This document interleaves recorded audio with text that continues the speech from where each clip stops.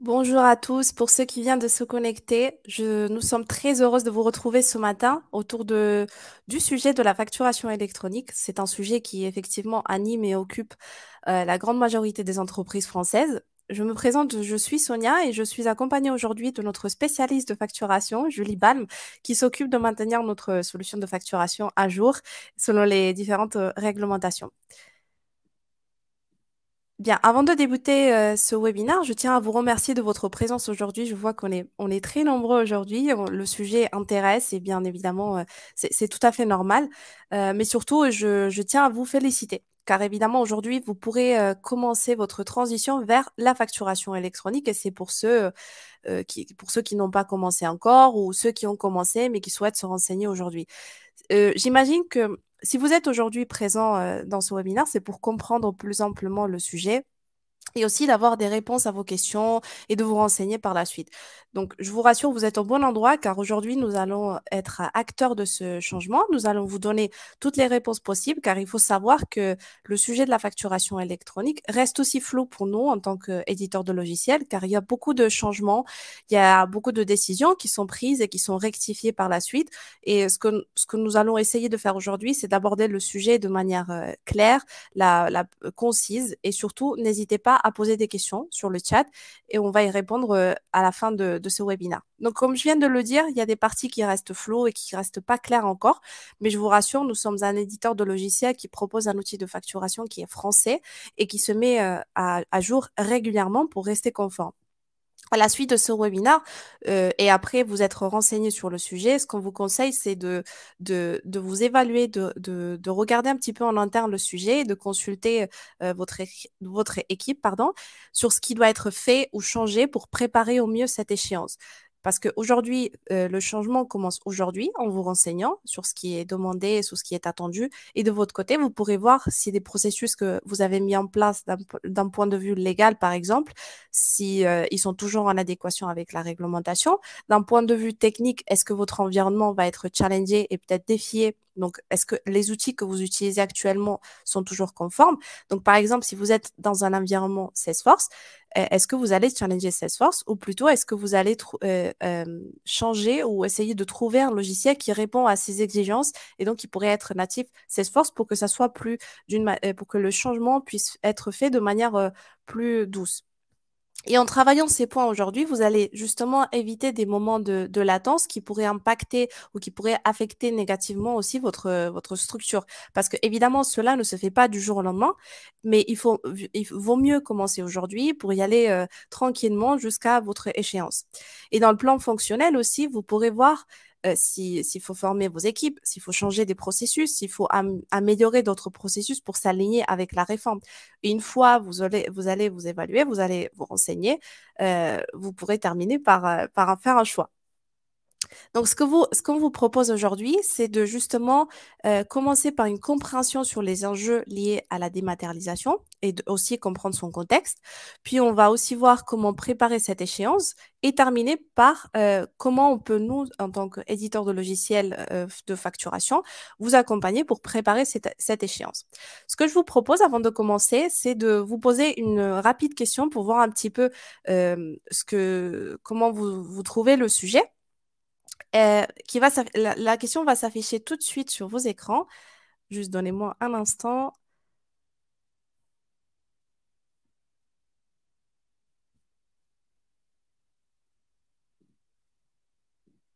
Voilà, la question c'est, diriez-vous que le passage à la facturation électronique est pleinement intégré par votre entreprise et qu'elle en a fait une de ses priorités?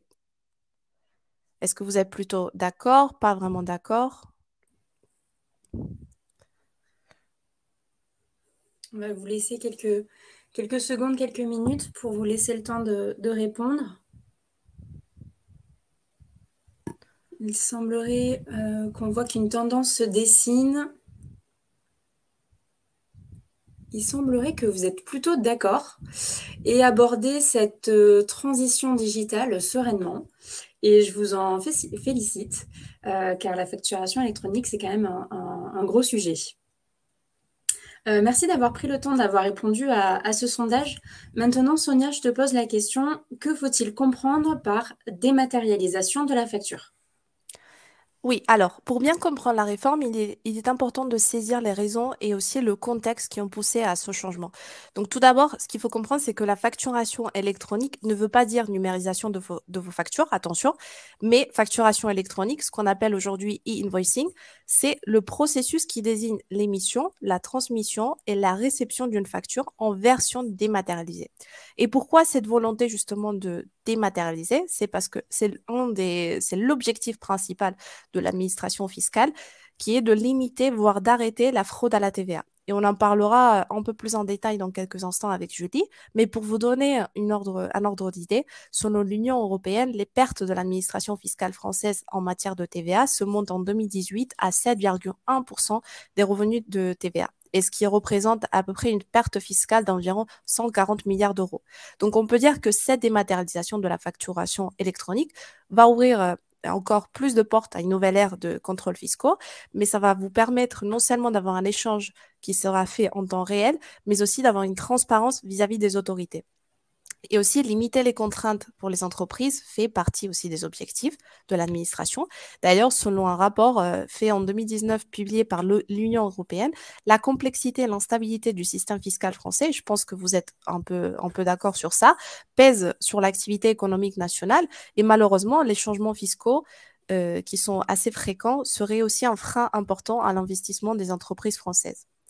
La deuxième question, c'est comprendre c'est pour qui. En fait, ce changement-là et les personnes ou les parties prenantes qui sont concernées par cette réforme, ce sont toutes les entreprises qui sont assujetties à la TVA. Nous allons passer sur une deuxième question. Quels sont les objectifs de cette facturation électronique, Julie? À l'origine, la facturation électronique obligatoire a été pensée pour lutter face à la fraude à la TVA. On peut aussi indiquer que la facturation électronique, c'est pour simplifier les déclarations de TVA des entreprises et par définition collecter la TVA au moment de la transmission.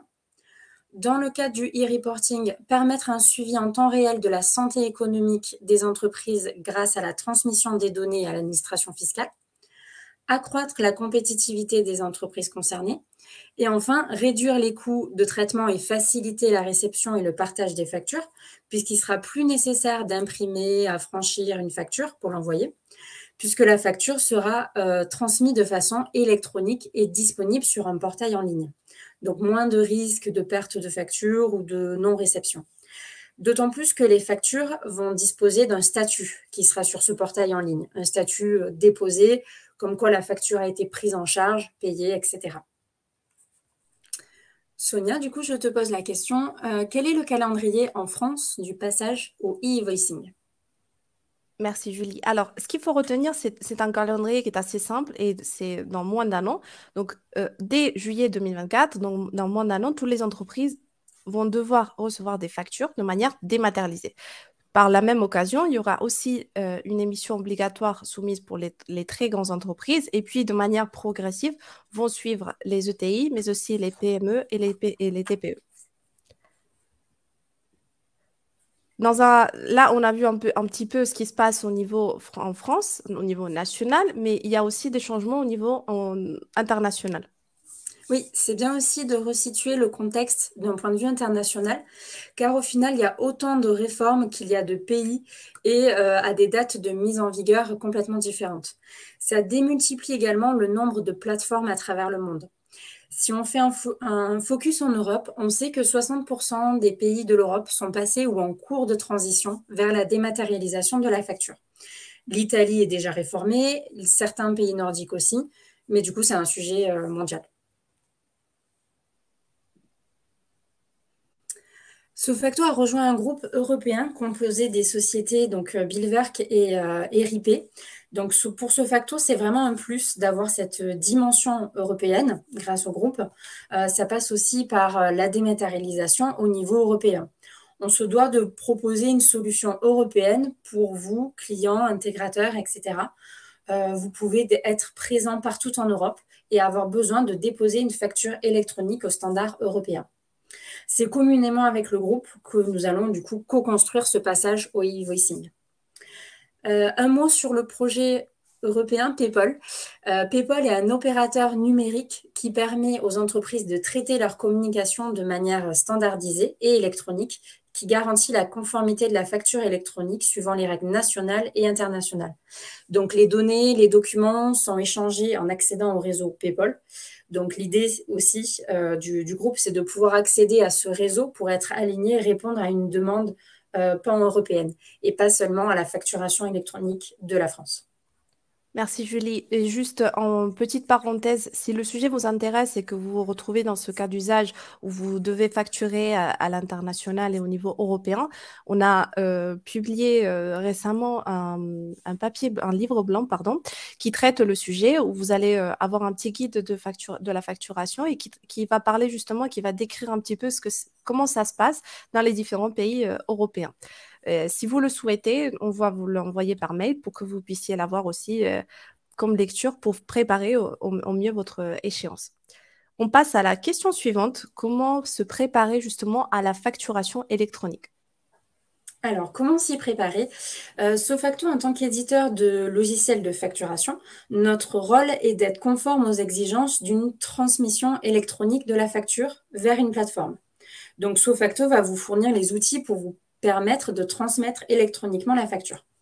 Particularité en France, comme on le voit sur ce schéma, la France a opté pour un schéma en Y pour le dépôt des factures, c'est-à-dire qu'il y aura la plateforme de l'État, le PPF, portail public de facturation, mais on pourra aussi venir déposer les factures sur des plateformes intermédiaires, autrement appelées PDP, plateformes de dématérialisation partenaire, qui vont servir d'intermédiaire entre celui qui émet la facture et la plateforme de l'État, comme on peut le voir sur le schéma. Pour quelles raisons il va y avoir des plateformes intermédiaires? Tout simplement pour ne pas submerger du coup les services de l'État et fluidifier le volume de données. On sait par exemple qu'au Mexique, il existe plus de 50 plateformes intermédiaires privées, ce qui peut représenter un gros volume d'acteurs. Il semblerait qu'en France, on va avoir des DPDP qui vont se créer un peu par secteur d'activité. Un PDP pour l'automobile, un PDP pour la grande distribution, par exemple. Voilà. À la différence de d'autres pays, comme l'Italie, qui ont opté pour un schéma en V avec seulement la plateforme de l'État et sans PDP. Concrètement, pour s'y préparer et pour vous y accompagner, Sofacto suit de près la mise en conformité grâce à nos partenaires. Le cahier des charges des exigences françaises est disponible sur le site du gouvernement. Tout le monde peut y accéder. Et l'administration publique prévoit une ouverture de la plateforme de test, donc pour faire les premiers essais de dépôt de facture électronique au premier semestre 2023.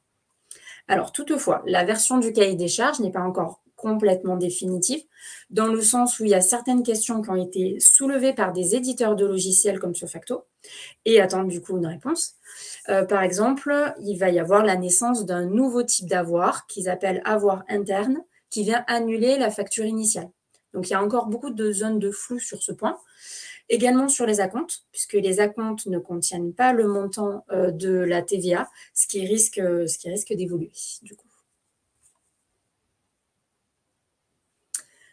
Autre point, Chorus. Donc, Chorus est déjà une plateforme de dématérialisation des factures pour transmettre les factures à l'administration publique. Donc ça, c'est obligatoire depuis janvier 2020.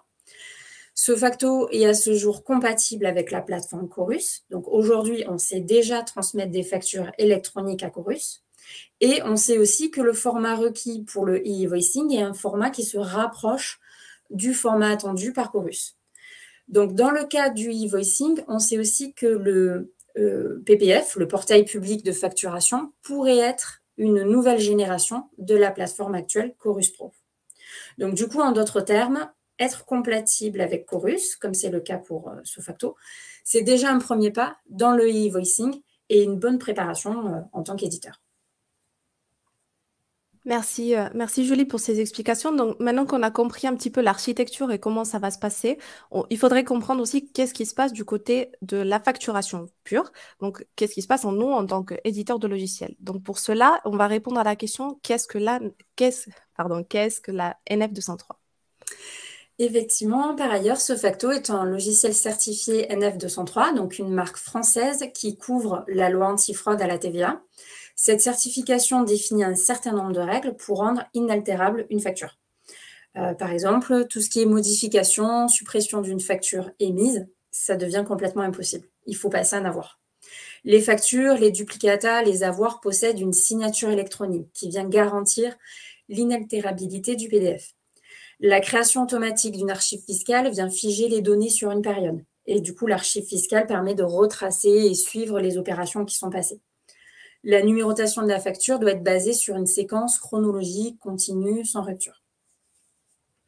Sur le contenu du PDF, on va avoir une mention obligatoire de pénalité de retard de paiement qui doit obligatoirement figurer sur vos PDF. D'ailleurs, récemment, la mention de pénalité de retard a évolué. Donc, on l'a mis à jour dans la dernière version de SoFactoApp qui est actuellement disponible sur la BackChange. Un certain nombre de champs obligatoires sur le PDF sont aussi à afficher, comme la quantité, le prix unitaire, donc ça, on y pense tous. Puis, on va retrouver aussi le SIREN, le numéro intracommunautaire de l'émetteur de la facture. Plus récemment, depuis octobre 2022, désormais le RCS du compte, donc le client qui est facturé, son RCS doit être affiché sur la facture PDF. Donc, c'est très récent comme nouvelle norme. Donc, tout le monde n'est peut-être pas au courant, mais pareil, SoFactoApp a mis à jour ses modèles de facture et on les retrouve prochainement disponibles sur la BackChange. Merci Julie. Donc, ce que je vous propose maintenant, c'est de voir comment nous, en tant qu'éditeur de logiciels et qui propose un outil de facturation, qu'est-ce qui est possible de faire avec SoFacto. Donc, tous ces éléments, mention obligatoire, etc., ça reflète déjà le e-invoicing. Tous ces éléments reflètent le format structuré de données qui est attendu par le PPF. Donc, avoir un logiciel conforme à NEF comme SoFacto ou Chorus, c'est déjà un premier pas dans la dématérialisation. Le meilleur conseil qu'on peut vous donner d'ici l'échéance 2024, c'est de s'y préparer et de préparer vos données. Bien saisir vos adresses de facturation, votre raison sociale, ajouter la mention obligatoire sur les factures, pensez à demander et conserver le RCS du compte dans votre CRM. En fait, c'est avoir déjà les bonnes pratiques. Et nous, l'idée, c'est de vous accompagner vers cette transformation digitale, mais ça passe aussi par préparer vos données. Et c'est essentiel pour que ce soit le moins douloureux possible quand vos factures vont être déposées sur une plateforme externe. Je vois qu'il y a déjà une question sur êtes-vous PDP. Du coup, j'amorce la réponse en même temps où SoFacto, que l'on se positionne opérateur dématérialisé, donc OD ou PDP. Dans tous les cas, ce sont vos données qui sont transmises à l'administration publique et si les données attendues ne sont pas conformes, la facture aura un statut rejeté. Donc, bien entendu, à côté de ça, SoFacto veille à se tenir au courant des évolutions, des prérequis pour vous accompagner à mieux dans cette transformation.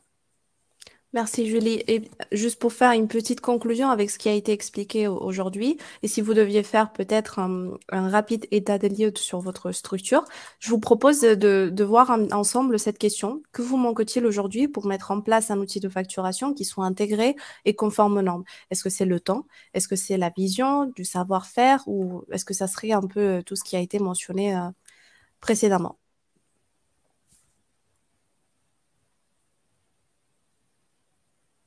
D'accord, je vois que c'est un petit peu, les réponses se tendent plus vers tout ce qui a été mentionné précédemment.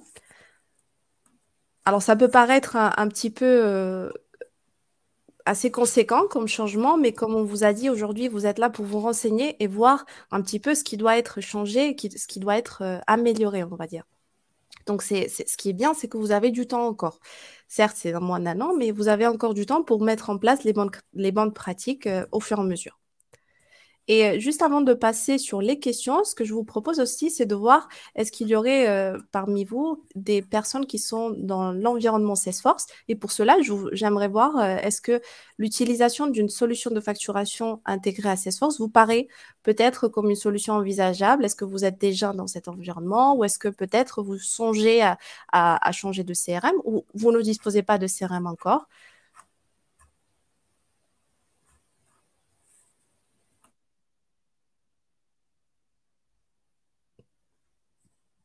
D'accord, je vois que peut-être le choix d'un CRM se tend plus vers Salesforce aujourd'hui, Ce qui est bien parce que ce qu'on vous propose aujourd'hui, c'est de vous renseigner, mais aussi on parle de nous en tant qu'éditeur de logiciels qui est aussi intégré à Salesforce. Donc ça pourrait faire, faire être parmi vos choix. On pourra passer peut-être aux questions maintenant. Mhm. Si vous avez des questions sur le sujet, on va y répondre maintenant.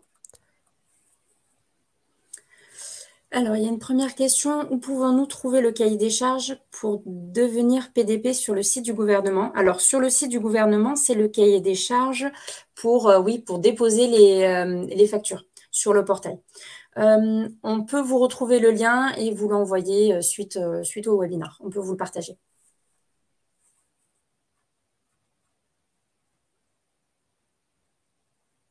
Il y a aussi une question sur le coût. Alors, est-ce que vous parlez plutôt du coût de la transition? Parce que ça dépend, il y a différents coûts. Après, si c'est pour la solution de facturation Sofacto, on va on pourrait voir ça en privé, Mathieu. Une autre question, pouvons-nous installer le package NF203 et être conforme dès maintenant? Il faudrait qu'on revienne vers vous pour qu'on puisse en discuter et voir comment on peut vous proposer la meilleure des solutions pour installer le package NF203.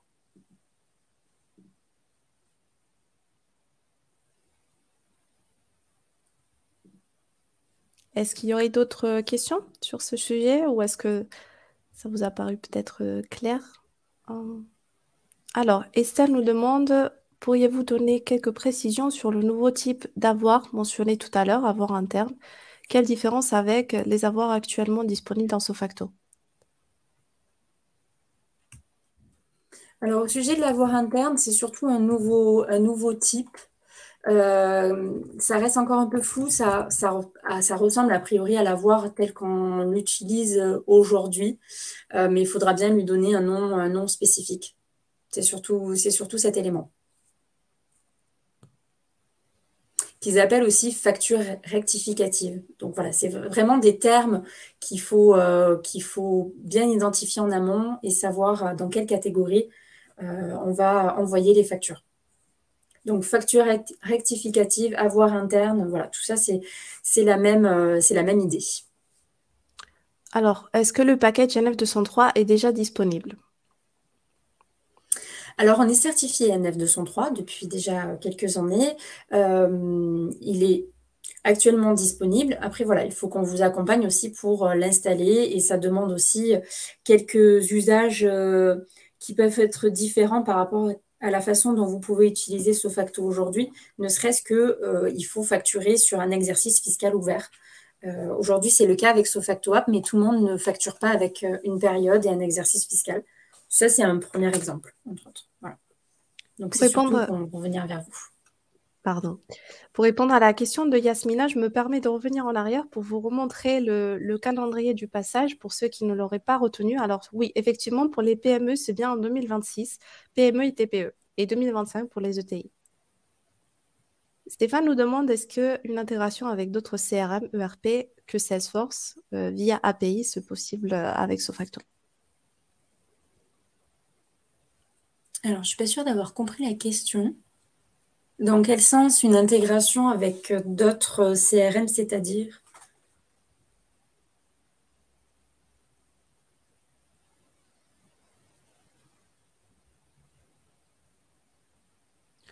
Sinon, on peut passer à une autre question Mhm. entre-temps. Est-ce que Sofacto n'enverra plus du tout de factures par email et est-ce que tout sera envoyé vers la plateforme du gouvernement ou privé?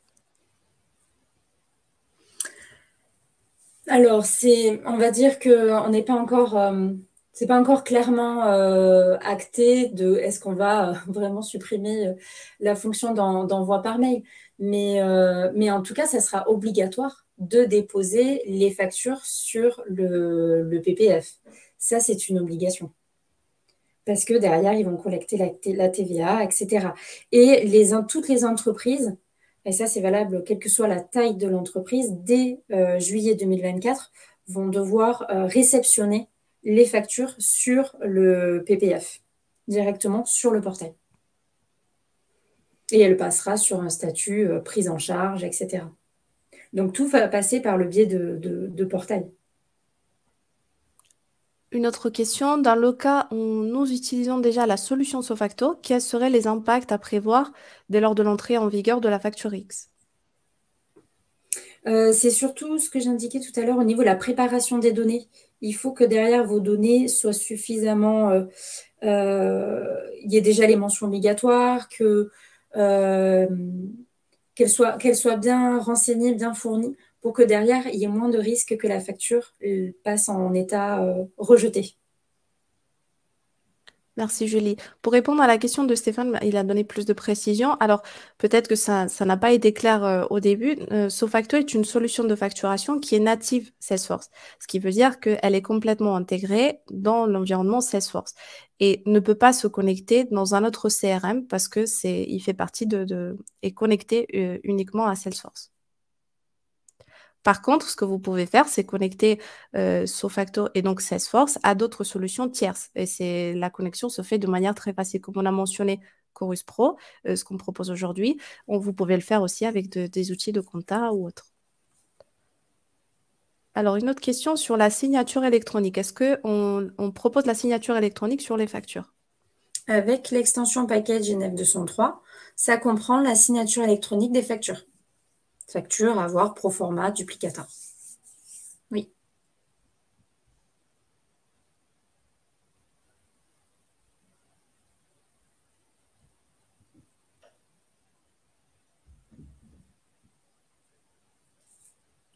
On va laisser juste quelques instants encore s'il y a d'autres questions.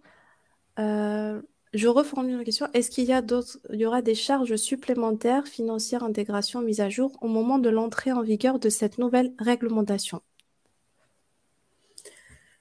C'est un peu tôt pour apporter une réponse claire sur ce point, dans le sens où est-ce que les PDP vont être payantes ou vont être des plateformes gratuites? À ce jour, on a peu d'informations là-dessus. Des acteurs se positionnent petit à petit en tant que PDP, donc c'est un peu tôt pour répondre. Ouais. Comme on l'a dit au début, il y a certaines choses aujourd'hui qui restent floues et pour nous, éditeurs de logiciels, et pour vous en tant qu'entreprise. Les informations sont données petit à petit. Donc, c'est pour ça qu'il y a certaines parties que l'on ne peut pas confirmer encore aujourd'hui. D'accord. Est-ce qu'il y aura des charges supplémentaires au niveau de Sofacto en tant qu'outil de facturation, Julie? C'est pareil, c'est un petit peu tôt. On est en 2022, d'ici 2024. Quel va être le format proposé en termes de charges supplémentaires, financières ou autres côté Sofacto? C'est en cours de définition. Donc, on peut pas dire qu'aujourd'hui, on puisse indiquer une charge financière supplémentaire. On passe sur les PDF. Est-ce qu'ils vont être générés de manière cryptée? Alors, les formats attendus par le PPF, il y en a trois, qui sont le C2I, UBL et Facture X. Donc, Facture X, c'est à la fois du UBL et un lisible. Donc, quelque part, les PDF sont, entre guillemets, cryptés, puisque du coup, c'est plus des PDF comme on l'entend aujourd'hui, mais des lisibles avec de la donnée derrière qui est incrémentée. Donc, du coup, oui, non, c'est des PDF plus comme on l'entend aujourd'hui, mais beaucoup plus des données qui sont transmises. Je vois qu'il y a une question sur la signature électronique. Peut-être que ça pourrait bénéficier à tout le monde si le sujet n'est pas très bien compris. Est-ce que tu pourrais expliquer rapidement ce que c'est, Julie, et si, parce que là, on a une question, est-ce que le client devra signer la facture sur la plateforme? Est-ce que tu pourrais donner un peu plus de précision sur la signature électronique? Oui, non, c'est... En fait, la signature électronique est embarquée dans les données directement et qui vient rendre inaltérables les données contenues dans la facture déposée. Donc, il n'y a pas de signature à proprement dit à faire signer par le client. C'est directement stocké dans les données. Donc, dans le cadre de l'extension package NF203, aujourd'hui, donc on vient apposer automatiquement une signature électronique par le biais de AWS qui vient rajouter donc cette signature et avec un certain chaînage, en suivant une certaine réglementation, une certaine norme. Donc, il y a tout un chaînage qui se fait entre les signatures, entre les factures, pardon, et qui vient rendre inaltérables les différentes factures. Une dernière question avant de terminer cet événement. Si des factures sont émises à des particuliers, est-ce elles devront être déposées sur un PDP également? Donc ça, c'est plutôt la partie e-reporting. Nous, on va se positionner sur le e-voicing qui est du B2B. Le e-reporting, c'est du B2C et du B2B international. Donc, c'est un petit peu différent, enfin un petit peu différent, mais ça n'empêche pas qu'effectivement, au final, les factures vont être aussi sur une plateforme. Voilà. Mais c'est deux cahiers des charges, deux exigences qui sont distinctes entre le e-voicing et le e-reporting qui est du B2C. Merci Julie. Si vous avez d'autres questions un peu plus spécifiques, n'hésitez pas à prendre contact avec nous. Ça sera un plaisir d'y répondre. Sur ce, on vous remercie de votre présence aujourd'hui, d'avoir participé à ce webinaire. J'espère qu'au moins le sujet est un peu plus clair aujourd'hui. Bien évidemment, il va y avoir des changements, il va y avoir des nouvelles choses qui vont être dites, mais on vous mettra au courant. On va faire d'autres webinaires par la suite pour que vous ayez toutes les dernières informations. Je vous remercie et je vous souhaite une très bonne journée et à bientôt. Merci à tous.